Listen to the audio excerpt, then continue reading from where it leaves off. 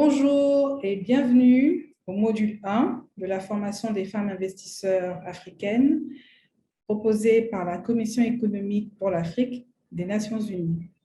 Dans ce module 1, nous couvrirons la thèse d'investissement et la stratégie du fonds. Nous allons vous donner les éléments pour pouvoir comprendre comment composer et élaborer cette thèse pour convaincre vos investisseurs, mais également comment penser à la mise en place, à l'implémentation de votre stratégie d'investissement. Et enfin, nous vous donnerons quelques astuces pour surmonter les challenges auxquels vous pourrez être confrontés. Merci et à très bientôt. Bienvenue au module 1, le développement de la thèse d'investissement et la stratégie du fonds, présenté par Beran Demissier et Gita Tarmaratnam. Pour la version française, Amifani Tonisso. Qu'est-ce qu'un fonds de private equity? Le private equity est avant tout un moyen de financement à moyen long terme qui est fourni en échange d'une quote-part au capital d'entreprises privées à forte croissance. Sur ce slide, nous allons évoquer quelques notions de base importantes du private equity. Le premier terme que nous allons voir, vous allez le revoir souvent, est le terme LP et le terme GP. Ce sont des abréviations de l'anglais, LP signifiant Limited Partner, GP signifiant General Partner. Il faut bien distinguer le LP du GP. Le LP est l'investisseur institutionnel dans le fonds que vous, le GP, cherchez à lever. Le GP que vous êtes, le General Partner, est donc le gestionnaire de ce fonds. La deuxième notion importante est celle des frais de gestion, ou management fee en anglais. Le GP que vous êtes se rémunère de deux façons. La première façon concerne les frais de gestion, c'est-à-dire les frais courants de gestion d'un fonds. En général, ces frais sont exprimés en pourcentage de la taille du fonds. Si vous levez par exemple un fonds de 100 millions de dollars, en tant que gestionnaire de fonds, vous serez payé, rémunéré à hauteur de 2% de ces 100 millions de dollars par an, c'est-à-dire que vous percevrez 2 millions de dollars par an pour couvrir vos frais de gestion. Nous verrons par la suite la deuxième façon de laquelle se rémunèrent les gestionnaires de fonds, qui s'appelle le carry. Parlons maintenant de la structure des fonds. Les fonds d'investissement ont différentes structures. On parle de fonds ouverts, de fonds fermés, de véhicules à capital permanent. Donc, il existe plusieurs termes. En général, les fonds d'investissement en Afrique sont des fonds fermés, c'est-à-dire des fonds à durée de vie limitée. En général, ce sont des fonds de 10 ans. C'est-à-dire que les investisseurs vous prêtent des fonds pour une durée maximale de 10 ans. Il arrive que cette durée soit étendue. Cela fait l'objet notamment de négociations entre les LP et les GP.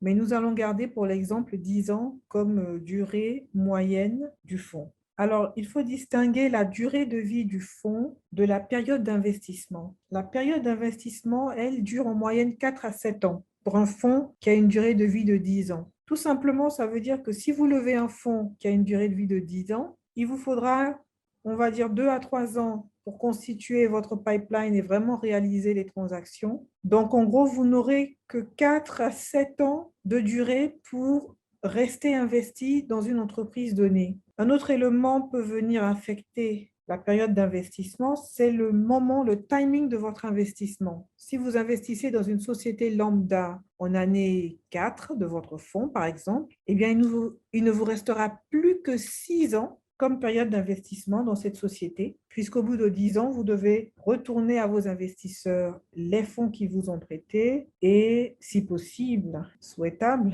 un retour sur investissement sur lequel vous vous êtes accordé au préalable. Je précise que, en tant que gestionnaire de fonds, les investisseurs attendent également que vous ayez ce qu'on appelle en anglais du skin in the game, c'est-à-dire que vous investissiez de votre propre argent dans le fonds, un pourcentage donné sur le fonds que vous voulez lever. Donc, il est important que vous soyez en mesure de faire cet investissement qui rassure les LPs qui aiment lorsque leurs gestionnaires de fonds ont également le même intérêt qu'eux à voir réussir un fonds donné. Les sorties et le carry sont le dernier élément que nous allons voir sur ce slide. Alors bien sûr, quand on entre dans une société, c'est pour pouvoir en sortir à un moment donné. Et cette sortie qui s'appelle l'exit en anglais fait l'objet de beaucoup d'attention, tant à votre niveau en tant que gestionnaire de fonds lorsque vous travaillez sur votre stratégie de fonds, mais également au niveau des LPs, des investisseurs, qui sont très intéressés par comprendre comment vous allez réaliser les sorties des investissements et donc réaliser le retour sur investissement que vous leur promettez. Donc, la sortie se fait au bout de la période d'investissement par différents mécanismes. Ça peut être une revente aux actionnaires de la société dans laquelle vous avez investi. Ça peut être une revente de vos parts à une autre société, à un autre fonds, ou encore une sortie par le marché boursier. Alors, on ne peut pas parler de sortie sans parler de carry. Le carry est tout simplement l'excédent au-dessus du coût de financement de votre fonds. Ce coût de financement, on l'appelle en anglais le hurdle rate. C'est en fait le taux de rendement minimum de votre fonds. Tout ce que vous arrivez à réaliser au-dessus est considéré comme du bénéfice et est retourné aux investisseurs en priorité. En général, il y a une répartition tout de même de ce bénéfice entre les investisseurs et les gestionnaires de fonds que vous êtes. Cette répartition en général est de 80% pour les investisseurs, 20% pour les gestionnaires de fonds. Il faut savoir que le taux de rendement minimum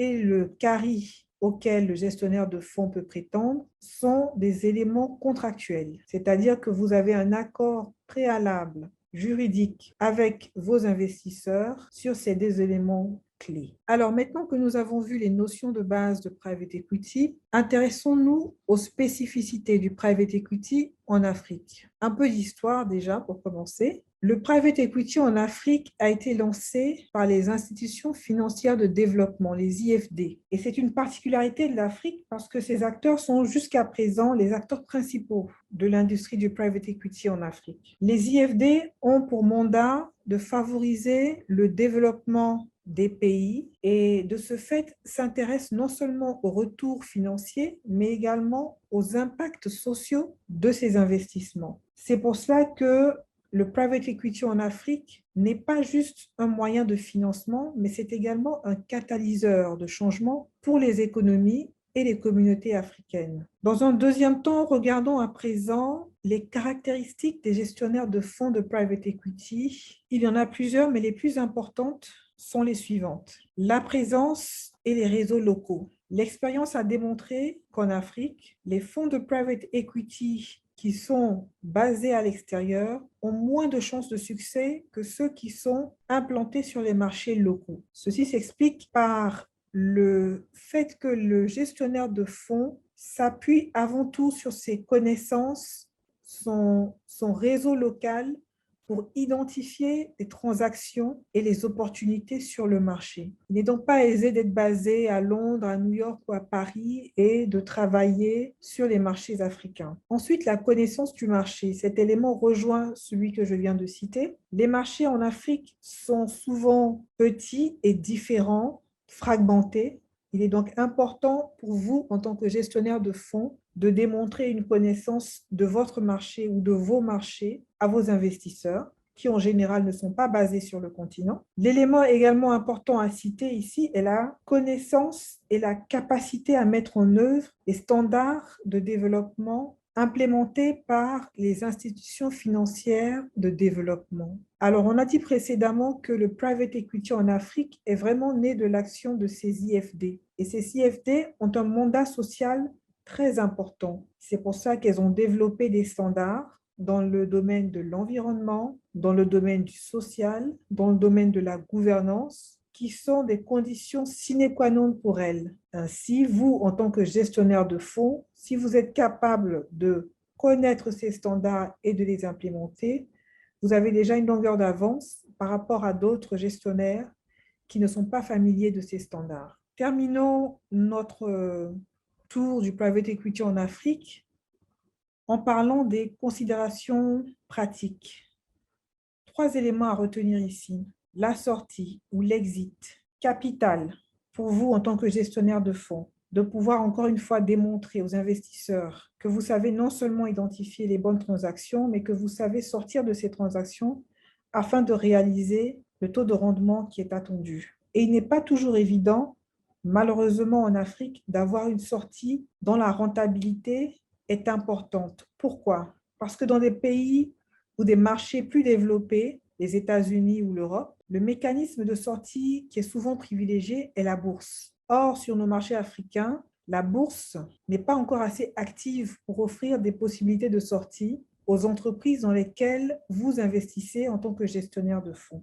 Il est donc important de repérer cette limitation et de la contourner en ayant des mécanismes de sortie créatifs. Ça existe, la revente aux actionnaires, à d'autres fonds, etc.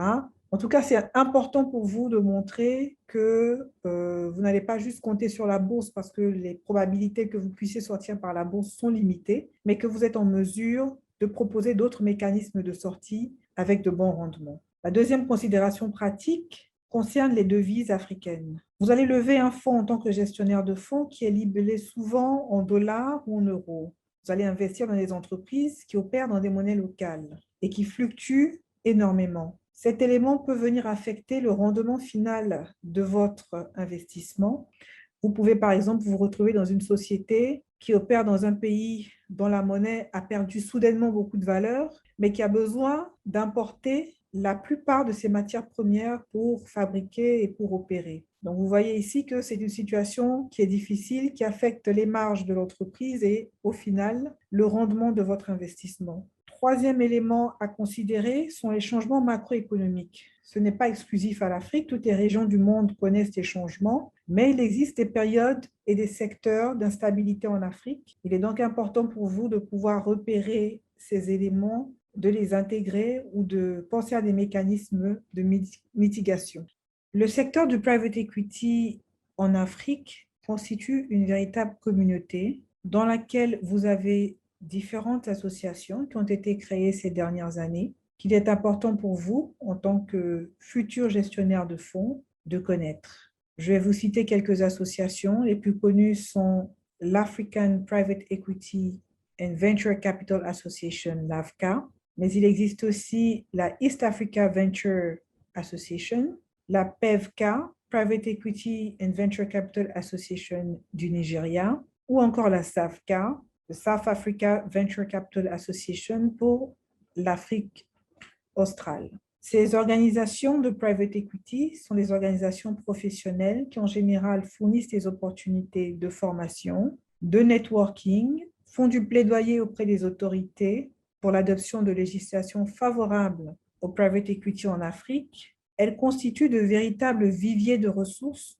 pour les gestionnaires de fonds. Je vous conseille donc de vous rapprocher de ces associations en fonction du pays dans lequel vous vous situez, afin de pouvoir bénéficier de ces opportunités de formation, mais également de vous créer un réseau dans l'industrie et pourquoi pas de bénéficier de conseils également des personnes qui sont en levée de fonds ou qui ont déjà levé des fonds en Afrique. Nous terminons ainsi ce slide sur le private equity en Afrique et nous passons à présent à un sujet qui certainement vous tient à cœur, la levée de fonds.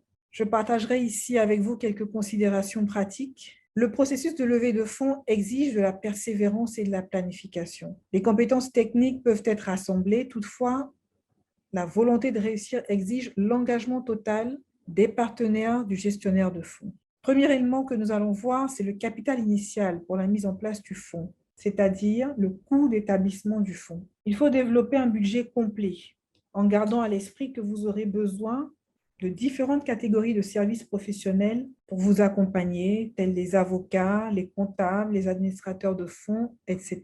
Bien noter ici que ces coûts d'établissement pourront être capitalisés pour servir d'apport dans votre participation financière au fonds. Vous vous rappelez que nous avons vu précédemment que les investisseurs dans les fonds attendent que les gestionnaires de fonds participent également financièrement à la levée de fonds. Un moyen pour vous est donc de capitaliser tous les coûts que vous aurez mis en place pour établir le fonds. Et votre participation dans le fonds aura une incidence sur votre carry, va déterminer votre carry. C'est donc important dès le début d'avoir une comptabilité transparente et complète de tout ce que vous allez dépenser pour établir le fonds. Deuxième élément considérant la levée de fonds, le timing. Timing est très important. il faut déjà être préparé mentalement à passer au minimum 2 à 4 ans en levée de fonds. Il y aura différentes étapes pendant cette durée de temps qui peut être longue, mais il faut être préparé déjà avant de commencer. Le point suivant concerne vos moyens de subsistance. Comment allez-vous faire face à vos dépenses pendant 2 à 4 ans, sachant que vous allez devoir financer en général sur fonds propres, sauf pour ceux qui ont de la chance et qui ont un crédit bancaire, l'établissement du fonds, et vous allez également avoir à supporter vos dépenses courantes de vie. Il faut donc y penser, se préparer, peut-être envisager de travailler à mi-temps ou à temps partiel en attendant d'atteindre un niveau suffisamment rassurant pour vous consacrer à 100% au fonds. Le quatrième et dernier élément qui est vraiment le plus important en ce qui concerne la levée de fonds est le choix de vos partenaires.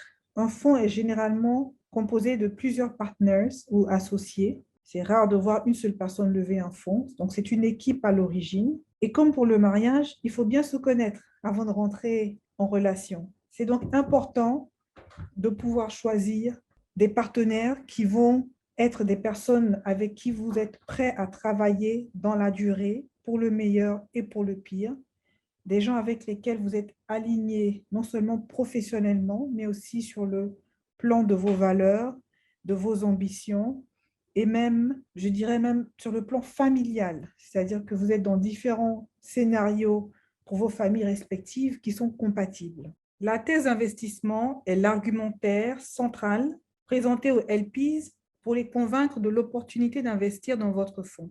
Nous distinguons ici les éléments internes de la thèse d'investissement, qui sont au nombre de 5, des éléments externes qui sont au nombre de 6. Commençons par les éléments internes. Le premier élément, l'opportunité identifiée. Je vous propose ici d'utiliser une approche en entonnoir, où nous commencerons par une description générale du marché, la géographie, les secteurs, les sous-secteurs, la profondeur de ce marché et les principaux acteurs, pour ensuite aboutir à la fin à une description précise du profil des entreprises qui intéressent votre fonds. Le deuxième élément est le calibrage de l'opportunité de marché, c'est-à-dire qu'après avoir identifié l'opportunité de façon générale, grâce à une analyse où vous allez recueillir des données sur le marché, vous devriez être capable d'estimer la taille du marché réel et de justifier ainsi de son intérêt pour un investisseur. La troisième étape est l'identification du pipeline. C'est une étape très importante qui vous aide à rendre plus crédible votre thèse d'investissement. En gros, vous allez expliquer comment vous allez identifier les entreprises qui vont constituer des cibles pour vous. Et il est important d'être précis ici dans votre description de cette entreprise cible, en donnant par exemple des informations sur sa taille en chiffre d'affaires, sur son secteur ou son sous-secteur, sur son positionnement dans celui-ci. Bref, tous les éléments qui aident à distinguer cette entreprise d'autres entreprises et qui ont fait une cible privilégiée pour un investisseur. Attention à être cohérent à cette étape. Si vous avez identifié, par exemple, au préalable, les entreprises familiales dans le secteur du bâtiment comme étant des cibles, dans votre pipeline, vous ne pouvez pas parler de multinationales. C'est un exemple pour illustrer le fait qu'il faut rester cohérent durant tout le déroulé de la thèse d'investissement. La quatrième étape est la justification de cet investissement, de cette thèse. Tout simplement, cela signifie qu'il faut répondre à la question suivante. Pourquoi est-ce que l'opportunité que vous avez identifiée est une bonne opportunité en termes de deal, de transaction? Comment, par exemple, vous allez, en 5 ans, doubler le chiffre d'affaires des entreprises cibles que vous avez identifiées? Enfin, le cinquième élément, les facteurs de croissance. Cet élément vous permet, une fois le marché et les caractéristiques de l'entreprise cible clairement identifiées, de démontrer une bonne compréhension de ce qui va influencer la croissance de cette cible. Par exemple, pour quelles raisons ces entreprises, dans ce marché précis, vont connaître une croissance importante. Et encore une fois, cela justifie le fait d'investir aujourd'hui dans ces entreprises et de prendre un pari sur l'avenir, de prendre un risque. Alors, j'espère que ces 5 éléments vous ont permis de faire un peu le tour de ce qu'une thèse d'investissement convaincante doit contenir. Nous allons passer à présent aux 6 éléments qui sont également importants, mais qui concernent plutôt votre organisation interne en tant que gestionnaire de fonds. Le premier de ces éléments Et un facteur très important est l'équipe d'investissement. Vous entendrez souvent parler du terme track record. Cela signifie simplement qu'il faut expliquer aux investisseurs votre expérience dans l'investissement ou dans la gestion d'investissement si vous avez déjà été gestionnaire. Alors attention ici, c'est un aspect qui peut rebuter celles qui n'ont jamais été gestionnaires de fonds, qu'on appelle des first-time fund managers. C'est un élément important, mais qui ne doit pas vous rebuter parce que ce n'est pas une condition sine qua non. Il existe des investisseurs qui prendront le pari de soutenir des personnes comme vous qui n'ont pas forcément une expérience préalable en gestion de fonds. Cependant, il vous incombe de démontrer vos qualités, votre expérience. Si vous avez déjà travaillé dans d'autres capacités, dans un fonds d'investissement par exemple, vous n'étiez pas forcément gestionnaire, mais vous faisiez partie de l'équipe, vous avez fait des deals. Il faut apporter tout cela dans votre argumentaire pour convaincre les investisseurs et répondre à leurs questions quant à votre capacité à devenir gestionnaire de fonds. Le septième élément, la compétence complémentaire de l'équipe. Au-delà de l'équipe d'investissement, il y a une équipe globale du fonds. C'est important que ces personnes aient des compétences complémentaires, par exemple dans l'administration de fonds, dans la gestion des standards ESG ou encore dans la conformité. Ces éléments vous permettront d'avoir une équipe avec un profil convaincant. Le huitième élément, c'est l'historique d'investissement en commun. Cela signifie tout simplement que les investisseurs vont chercher à savoir s'il existe un historique entre vous, les membres de l'équipe, si vous avez déjà travaillé ensemble dans des investissements ou dans un autre contexte. Faisons ici une petite pause en nous mettant à la place des investisseurs pour comprendre pourquoi cet élément est important pour eux.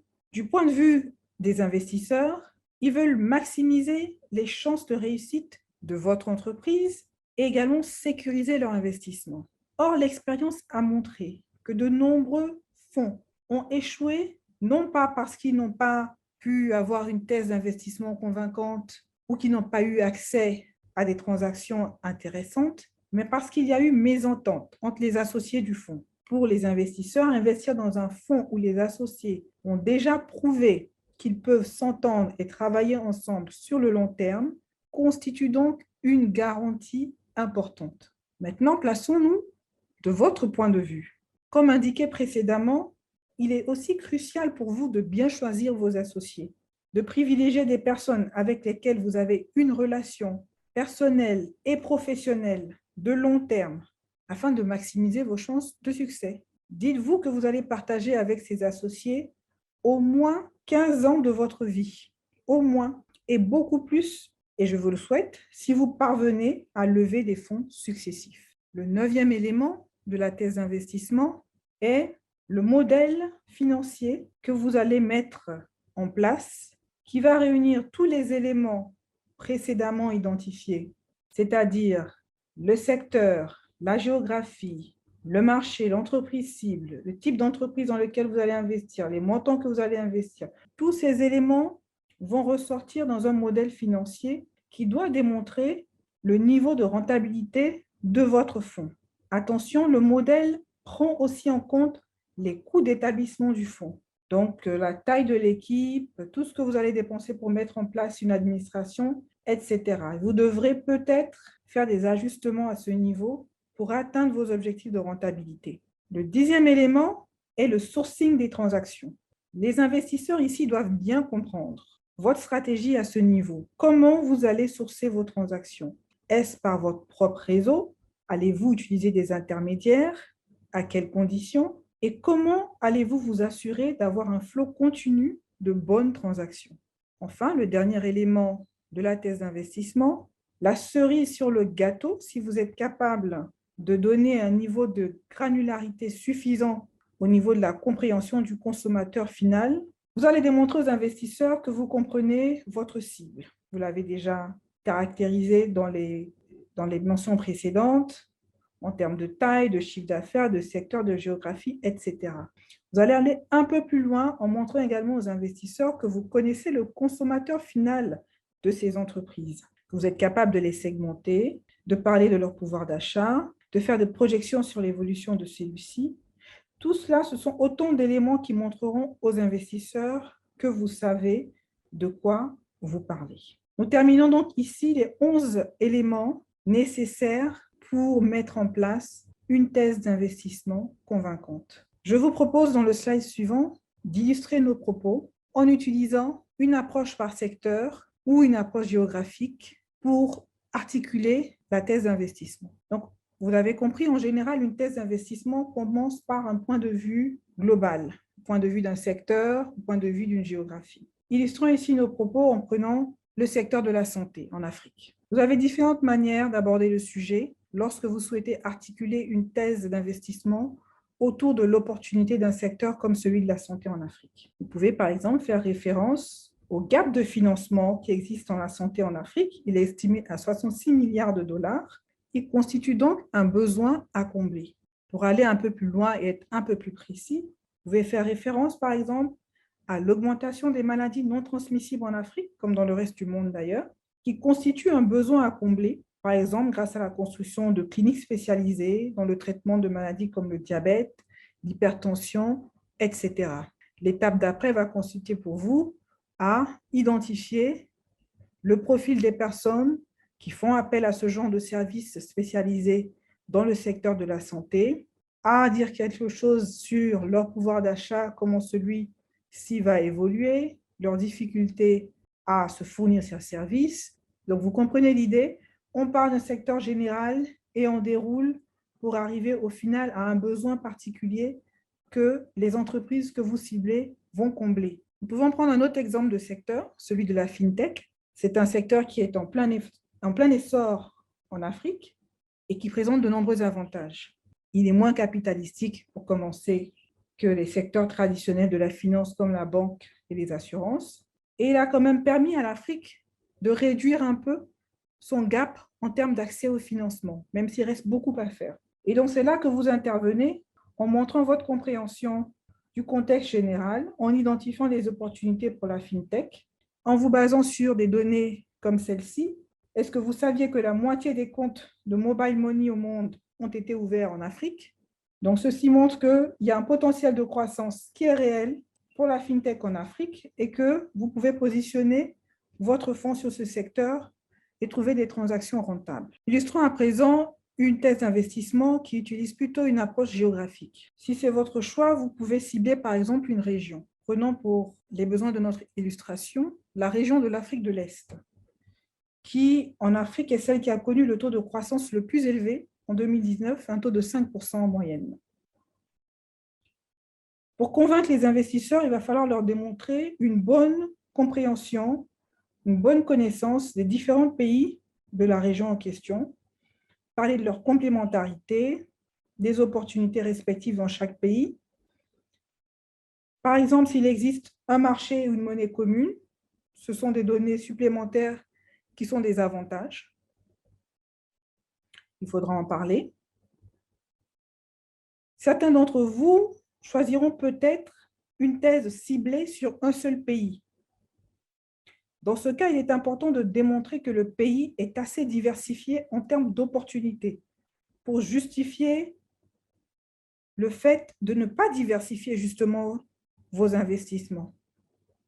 Si vous utilisez une approche régionale, vous pouvez investir en théorie dans plusieurs pays.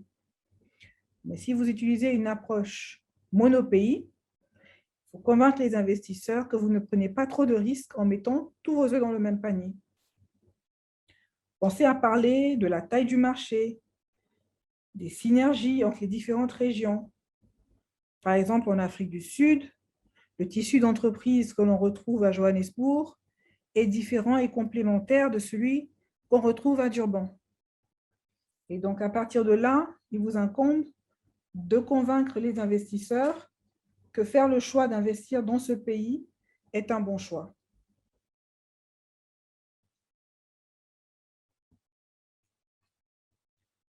À présent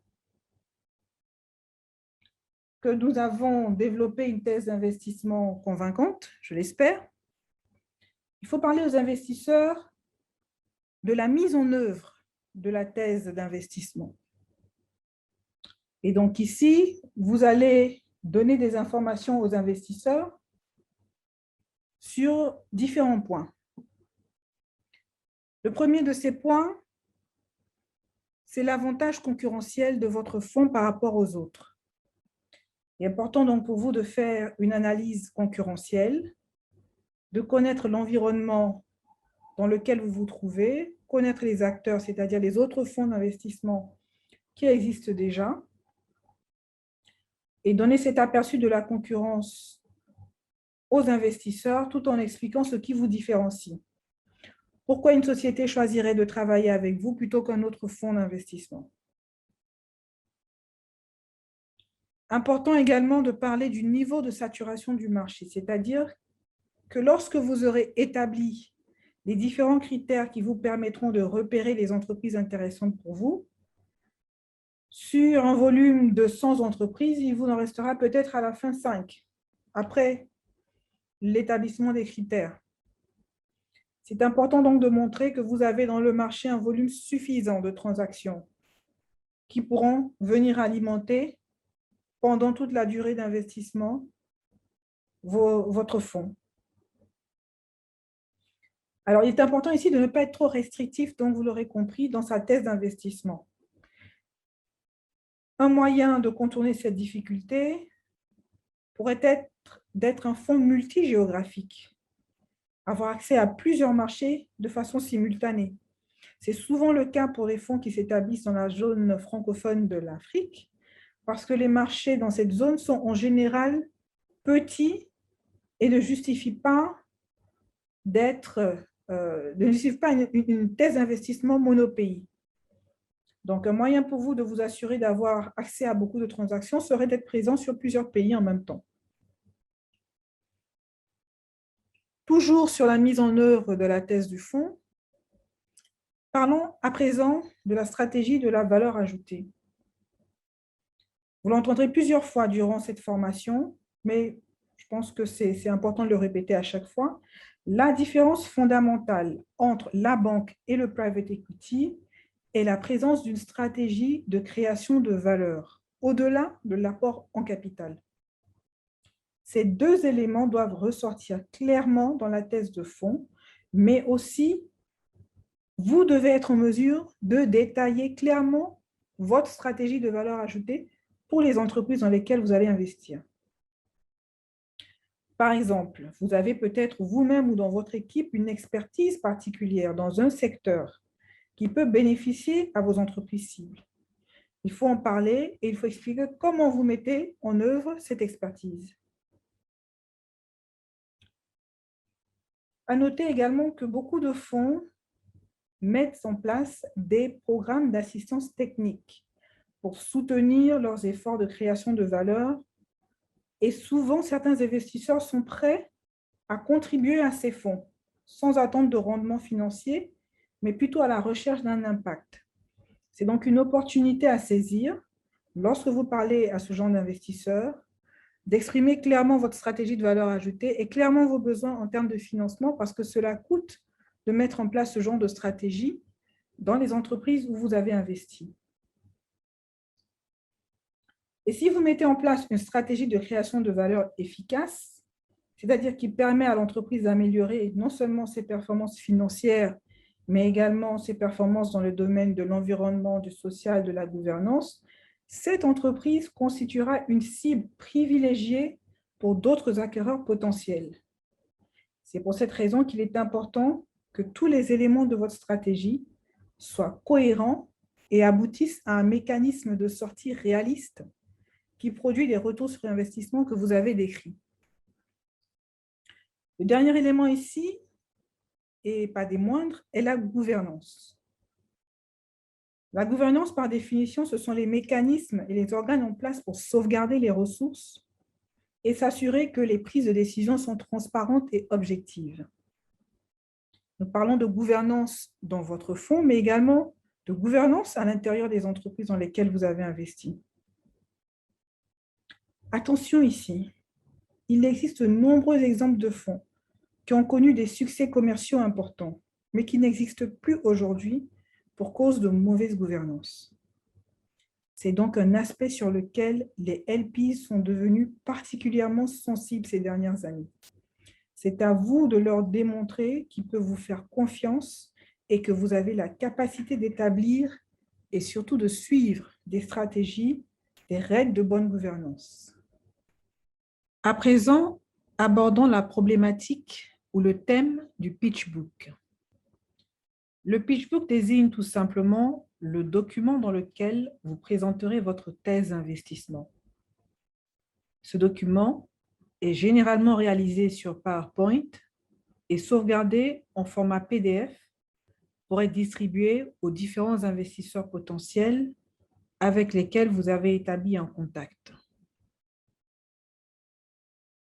Avant d'aborder le contenu du pitch book, quelques conseils pratiques. N'hésitez pas à mettre en avant vos success stories, c'est-à-dire vos réussites, dans le cadre d'investissements que vous avez réalisés dans le passé. Partagez aussi vos échecs et les leçons que vous avez apprises pour montrer que votre expérience vous a servi à former une nouvelle opinion sur la meilleure façon d'exécuter des investissements. Mettez en avant les membres de votre équipe. Un fonds qui connaît du succès est en fait le fruit d'un travail d'équipe et très rarement un one-man ou un one-woman show. Enfin, soyez authentique, soyez vous-même tout en étant analytique dans vos propositions et objectif dans vos opinions. Alors, la plupart des pitch books présentent au moins les 11 éléments qui sont détaillés sur ce slide. Le premier élément est l'aperçu du fonds. Ce slide est certainement celui sur lequel vous allez passer le plus de temps à échanger avec les investisseurs. Souvent, 25 à 50% du temps de la réunion est consacré à ce slide. Pourquoi? Parce qu'il contient toutes les informations utiles à l'investisseur potentiel pour comprendre votre proposition. N'hésitez donc pas à passer du temps à travailler ce slide, à présenter de façon succincte toutes les caractéristiques de votre fonds. Deuxièmement, l'équipe du fonds. Ici, vous allez parler des différentes personnes qui constituent votre équipe, de leur expertise, leur capacité à travailler ensemble pour exécuter la stratégie du fonds. Troisièmement, le track record de l'équipe, c'est-à-dire ses expériences précédentes en investissement, le rôle joué dans ces investissements, qui rend crédible la capacité de l'équipe à exécuter la stratégie présentée aux investisseurs. Quatrièmement, la stratégie du fonds. Sur ce slide, vous allez reprendre de façon succincte tous les éléments dont nous avons parlé précédemment dans cette présentation. Votre approche géographique, sectorielle, votre proposition de valeur dans les détails.